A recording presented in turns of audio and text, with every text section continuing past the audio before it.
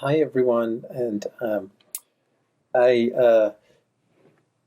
have a mishmash of sort of topics to talk about after reading your discussion post this week that sort of came to me to talk about, and so I'm just going to start in on those. And the first one has to do with a subject that's come up a few times, which is to use. So in this course, in many of the works we're reading, we are to some extent, especially for Wilber, we're using outer behavior as an indication of inner consciousness, and so it's we're using a kind of an indirect measure of consciousness, and the assumption is that outer behavior will reflect inner consciousness. And it occurred to me that this might actually, on the face of it, it seems like a reasonable thing to assume, but one can use one's imagination to completely sort of refute it. So in this following way. So, and this comes out of the problem of consciousness, which is called the hard problem. And this is, as it's treated by science, the hard problem of consciousness is to explain how matter can produce consciousness, because that's what science assumes happens. And it's like no one can actually really figure out or can envision a way that matter would, any configuration of matter that would produce consciousness. So it's called the hard problem. And of course, and it's caused many neuroscientists to start saying that matter really doesn't produce consciousness, and that consciousness might actually be everywhere. But that's another sort of side subject. But interesting from our perspective, because if consciousness is everywhere, then where is consciousness evolving, and what exactly is going on? But in discussing the hard problem, one of the ways that scientists and philosophers get to the hard problem is to imagine the case of, because they get to it via this imagination thought experiment, where you can imagine a zombie, for example, or even a robot, but in this case a zombie, that and the zombie could show all of the signs that we would recognize as consciousness. So, and in fact, that what that comes down to is I meet somebody, and they have a conversation with me. They do appear to do all of the things that a normal person does, but there's no, inside of them, there's no inner sense of no subjectivity. In other words, they're a zombie, basically. And so these are called philosophical zombies. One can imagine the case of that such a thing would exist. Another way to do it would be to say, well, you could take a robot, I mean, at least potentially, and program it using very complex programming, such that it would behave exactly like a regular human being would behave in our current culture, right? If you gave it sufficiently sophisticated program, then it would behave. It could just behave. It would respond to the right responses, and because the programming's in there and everything. But on the inside of the robot, there would be no consciousness, right? So the robot would appear conscious, would appear to exhibit consciousness, and one could assume that it had consciousness, and one would be wrong, because there was no consciousness in there. It was simply a set of subroutines and cogs and wheels and whatever a robot would have to be to look convincing, and there would be no there. There would be no inside there. And that's a case where we would be completely fooled by the actions of something on the outside, in assuming what was actually the case on the inside. So And interestingly enough, sort of to turn that around, there was a famous spiritual teacher at the early part of the last century called Gurdjieff. And one of the most incredible, in a way, spiritual books that I've read is called In Search of the Miraculous by a guy called Ouspensky, who was a devotee of Gurdjieff. But in there, he talks about how Gurdjieff told them that the majority of people were actually mechanical. That, in fact, there was an assumption of consciousness there that actually wasn't there. That in fact, the majority of people are acting purely from conditioning, which means that we're actually programmed. And he's like, there's no, you think that you can do things, but you actually can't do things. Only if you can free yourself through deep practice from this programming and conditioning could you actually be said to have free will, be said to be a consciousness acting consciously. And so the majority of people were actually merely a bunch of conditioned programs and subroutines from their culture and families, and acting accordingly, and according to Gurdjieff. And at the time when I read that, I found that to be a very radical idea, and now it seems kind of self-evident. It's like I can see that in myself. At the time I read it, I thought to myself, wow, I'm largely mechanical. I do act largely out of my conditioning. It's not like there's a free choice going at every instant in my life. My acts of true independence, true autonomy, true authenticity might actually be quite rare. In which case, then my actions reflect my culture and not me. And they don't really reflect a consciousness that's inside of me. It reflects a kind of my behavior, reflects a kind of conditioning and programming. So then one could say that there's a great deal of question around to what degree does an individual exhibit behavior that reflects an inner consciousness, or do they simply reflect the programming of their families or cultures? And so a particular kind of evolution of consciousness might be, one might say, would be a sort of freedom from that, one where the person's actions would be surprising in some way. And so that would be a very different view of an evolution of consciousness. But I guess the reason I'm going through this is to raise this question about this assumption about whether outer behavior reflects inner consciousness or not, and do we actually think that is the case? And it may not be. In some cases, there may be huge gaps between outer behavior and inner consciousness, and one can certainly envision that that's a possibility. And whether in the sort of average, the weight of a culture, you could say that reflects a certain level of consciousness, I don't know or not. And that's another question. So I just wanted to throw that out so that you can chew on that if you want to.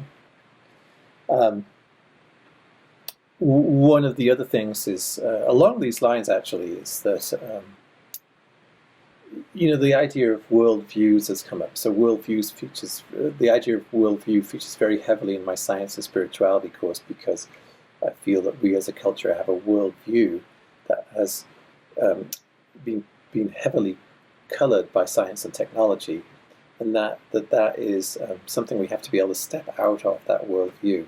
But before you can step out of a worldview, you have to know that you have it, and it's very difficult. So a worldview is basically what you think the world is, what you think you are, what you think the world is, what you deeply believe about reality and everything, really, and issues of meaning. Even saying that things are meaningless, that would be a worldview. So what it is this pair of glasses, and you look out at the world through this worldview. So the world appears to you to confirm your worldview. I am wearing these glasses, and they have a particular color to them, and so I believe that a worldview can color even our very perceptions themselves. So, so the world we perceive may well depend on our worldview, and this leads us to the thought that was actually first stated by Saint Augustine, which is it's a quote in which he said, "You have to believe so that you may don't try and understand something so that you can believe it. That doesn't work in that order. You have to believe before you can understand. The belief precedes understanding. So you have to make kind of a leap of faith into belief. So stepping out of a worldview, taking the glasses off and putting a different pair of glasses on, takes a kind of leap of faith. You have to take a leap, and then and sort of it's a giant experiment. Like, so I'm going to try a different form of belief on and see if the world then comes to meet me to confirm that belief or not. And I think I think all are in that. Maybe we're all in this kind of process of kind of feeling forward with our belief into a different kind of experience of reality. So our current, we're at least in this sort of our look at history and the idea that there's some kind of a cover-up or something, which I don't think there is. I just think it's personally, I just think it's we look at things with our glasses on, inevitably. And in particular, if you're a scientist or in a scientific field, you're wearing that pair of glasses. And so what you see has to come through and get colored by those glasses, and things will fit your paradigm. And that particular paradigm, one major aspect of that came to us from Descartes, probably about 400 years ago, and that involved the separation of the kind of inner world and the outer world. So our very discussion of this sort of separation of inner and outer really depends upon having first made the separation, and Descartes was the one who did it. It's called Cartesian dualism. He separated the world into what he called res extensia, the extended world outside of us, and then res cogitans, which is our inner world. And he said these are separate worlds. And the world out there is mostly, in fact, entirely, in his case, mechanical. But this world inner is of a very different nature. So that led us to start treating the outer world, nature, as a giant mechanism. And that's sort of led us to our scientific view today. That has become very embedded in our scientific view today. And this involved the sort of what they called back then the separation of qualities, primary qualities and secondary qualities. Primary qualities were what could be measured. So weight, size, speed, velocity, that kind of thing, shape, things that could be measured. And secondary qualities were things that couldn't be measured, such as, actually, in this case, color, smell, but even emotional states, love, anger, these kinds of things. Anything that might occur have a sort of what we call a quality to them, existed only in the humans. And these eventually started to get treated as not being particularly real. So the primary qualities, what could be measured, were started to be treated as what was real. So this separation is a kind of pair of glasses that we put on. And so we see the world as, at least, I think we tend to see the world that way, that we are sort of, in some strange way, confined to the physical, and the outer world is purely physical. Now we think of ourselves as being a combination, although science thinks consciousness is produced by the brain, so that we are in fact just basically entirely physical according to mainstream science. But then most of us don't totally believe that or whatever, and so we think that even if we do, then consciousness is merely in our brains, but we are confined to this body, We exist in this body, that our consciousness is limited here, and then out there is something different. We have this separation that was sort of basically created between us and everything else. And it seems to me that these models of consciousness we're looking at take that as a starting assumption. A Wilber's model, it's like, yes, I exist inside this bag of skin. This is me. My consciousness exists here, and goes around with this body, and it's not really dependent on the outer world. That's right. It's mine. I have it. And I think that ultimately we'll find ourselves questioning that. That we'll start to find that we are far more connected than we know to a consciousness that we're within. And we don't. So a whole different model would be that we have a consciousness that's part of a larger consciousness, right? And Casey talks about this one. In that case, then we have to talk about what it is that's evolving, because it's not our consciousness that's evolving then, not our individual consciousness or whatever. There's a larger sort of field of it that we're in. And so what's going on with that, and how is that a part of the yugas and a part of Wilber's evolution of consciousness? And then my consciousness depends on everyone else's, but it may also depend on the consciousness of the non-physical world as well. I mean, the physical world as well, the world around me, the larger consciousness. So to treat us all as these kind of independent, isolated entities interacting is perhaps not correct, and a whole different view could be taken. And then we'd have to say, well, what is actually going on in consciousness? And it's merely then an aspect of consciousness or something that's evolving, not consciousness itself. And that then takes us to this larger consciousness. Does it actually exist in time? What is its status with respect to time? And so these raise very big questions, I guess. And the question did arise as to, in one post, about is the assumption that all this is going somewhere? Is that a fair assumption that we're in? We are, in fact, in an evolution. So let's question evolution altogether. Is evolution happening? Is there a directionality? Is it going somewhere? Is there a master plan? Was the words used? And I think that's a very good question. And I think we all tend to believe, weirdly, unquestioningly, we all tend to believe that there is a master plan. That somehow we're a part of something greater. It's an idea that's very much captured since the evolution and Darwin. It's an idea that's very much captivated us, even if we think only scientifically that there's still something going on. Biological evolution seems to be clearly going somewhere. It's doing something. And so is it evolving? And all I can say is that,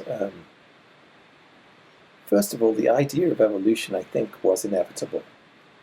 Once you started making the assumptions that underlie science, you were bound to have to come up with the idea of evolution at some point, because there would be no other way to explain how everything else got here. So it's like, once science started with these original assumptions and its original mode of inquiry, we were bound to encounter the idea of evolution. It was bound to occur to us, because in a way we were going down that funnel. It had to happen.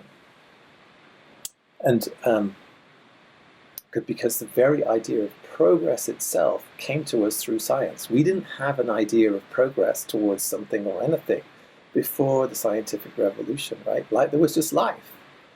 And now we have this idea of progress, and that's related to evolution, but we got the idea of progress before we got the idea of evolution, but the things fit together. It's like progress is happening, evolution is happening.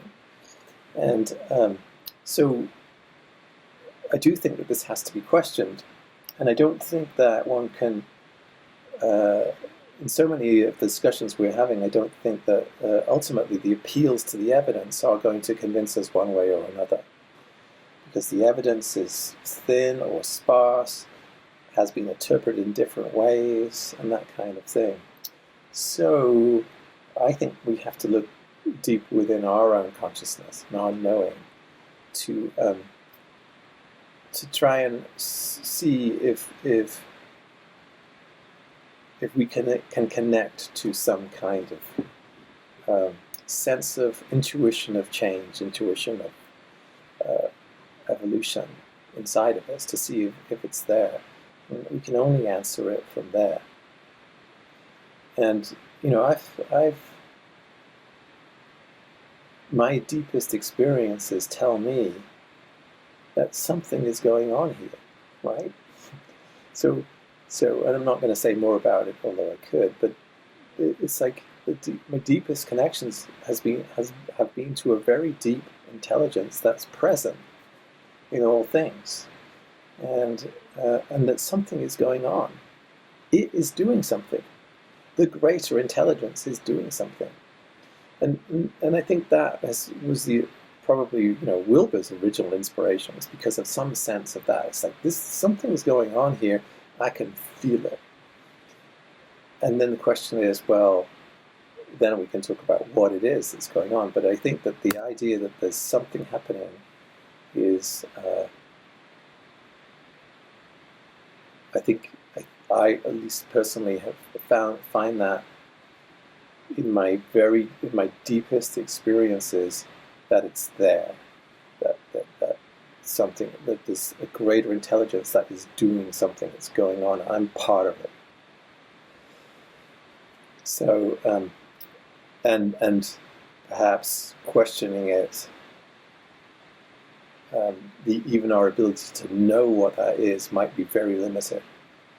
So that these ideas are kind of, in a way, that we're all playing with them from a certain perspective. It's really, one could say, what's really going on is quite beyond us to know. And you could take that perspective. Anyway, I'm just throwing all of that out there. This is just thoughts that came to me as I was reading your posts. It's my response to your posts. I hope you're having a good week.